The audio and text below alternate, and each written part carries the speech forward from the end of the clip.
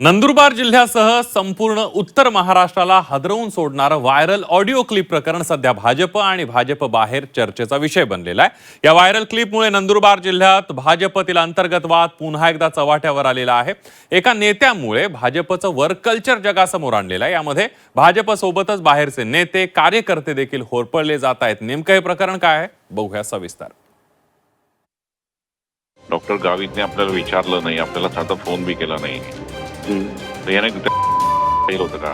गावित परिवार आपल्याला डावलत होता। सध्या ही कथित ऑडिओ क्लिप सोशल मीडियावर व्हायरल झाली आहे। भाजपचे माजी प्रदेश सरचिटणीस विजय चौधरी यांची ही क्लिप असल्याचं बोललं जातं। चौधरी यांच्या एक दोन नव्हे तर अशा अनेक कथित ऑडिओ क्लिप व्हायरल झाल्यात। यात ते स्वपक्षीय नेत्यांना अर्वाच्य भाषेत बोलत असल्याचं ऐकायला येतंय।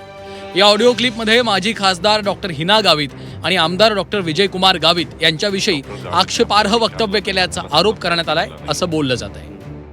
त्यामध्ये जे संभाषण एका मंत्र्याबरोबर आणि त्यांचं एक तर संभाषणमध्ये ज्या गावित ताई आहेत त्या पूर्वी राज्यमंत्री सुद्धा होत्या केंद्रामध्ये, त्यांच्याबद्दल अतिशय आक्षेपीय त्या ठिकाणी बोलणं गेलंय। आणि मग मंत्री म्हणतो की तिला पद मिळू नये यासाठी आपण खूप प्रयत्न केले आणि गेल्या वेळेस पद असलं तरी आता ते पद नाहीये। मोदी साहेबांच्या जवळ त्या चालल्यात, फडणवीस साहेबांच्या जवळ त्या आहेत आणि मग कदाचित त्यांना पद दिलं जाऊ शकतं। आता आपल्याला काहीतरी करावं लागेल। त्यात ते बोलत असताना असंही सांगितलं जातं पिंप भरून पैसे आहेत। मग आमचं एकतर आदिवासी नेत्याबद्दल असं बोलणं हे योग्य नाही, त्याचं खंडन आम्ही त्या ठिकाणी करतो।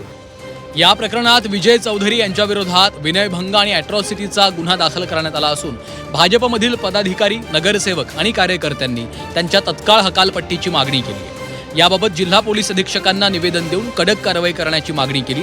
त्यामुळे नंदुरबार जिल्ह्यात भाजपमधील अंतर्गत संघर्ष अधिक तीव्र झाल्याचं चित्र पाहायला मिळतं। जर याच्यामध्ये SIT चौकशी लागून सखोल चौकशी करून जर दोषींवर कारवाई करण्यात यावी आणि भारतीय जनता पार्टीच्या वरिष्ठ नेत्यांनाही आमची विनंती आहे की ज्याच्यामुळे आपल्या पक्षाचं नुकसान होत असेल तर अशा व्यक्तीला भारतीय जनता पार्टीमध्ये राहण्याचा कुठलाही प्रकारचा अधिकार नाही। अशा व्यक्तीची म्हणजे माननीय विजयभाऊ चौधरी यांची पक्षामधून हकलपट्टी करण्यात यावी अशी आम्ही सगळ्यांच्या वतीने मी ही मागणी करतो। त्यांनी सांगितले की दिनांक 26/7 रोजी त्यांचा मोबाईल वरील सोशल मीडियाद्वारे एक ऑडिओ क्लिप प्राप्त झाली। सदर क्लिप मध्ये भाजपचे माजी मंत्री श्री बीजेपीचे माजी प्रदेश महामंत्री श्री विजय वसंत चौधरी राणा नंदुरबार व इसम नामे संदीप चौधरी यांचे मोबाईलवरील बोलण्याचे संभाषण होते।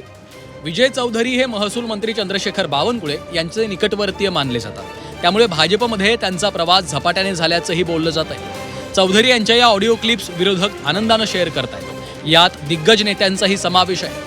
चौधरी यांच्या विरोधात आदिवासी समाजात आणि डॉक्टर हिना गावित यांच्या समर्थकांमध्ये प्रचंड नाराजी आहे। त्यांच्या विरोधात आंदोलन देखील सुरू झालंय। भाजपनं मात्र यात अद्याप आपली भूमिका स्पष्ट केली नाहीये। व्हायरल झालेल्या या ऑडिओ क्लिपची आम्ही पुष्टी करत नाही, मात्र चौधरी यांनी पक्षाकडे आपला राजीनामा सोपवलाय।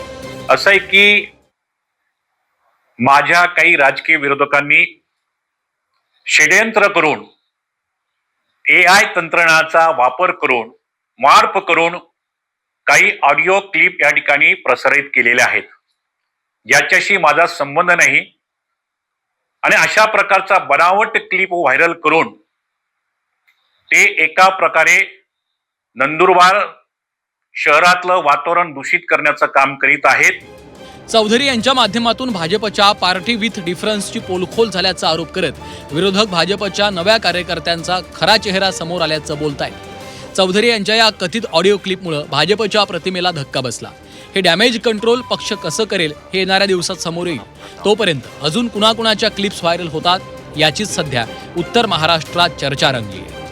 प्रशांत परदेशी, झी 24 तास, नंदुरबार।